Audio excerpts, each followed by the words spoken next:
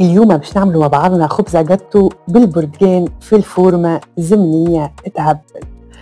أول حاجة ناخدو حار عظم، نزيدو عليهم كاس سكر ونخلطوهم الكل مليح مليح مليح حتى لين يذوب السكر. عندي كعبتين برتقال مرحيين حطيتهم الكل، 115 مليلتر حليب و115 مليلتر زيت، وأنا استعملت هنا 8 مغارف ماكلة كبار فارينة، ونحركوا كل شيء مع بعضه. وأكيد نحضروا الفورمة متاعنا، نزيتوها ونغلفوها بالفارينة وننفضوها مليح مليح مليح مليح. باكو خميرة الجاتو ما تنساوهش.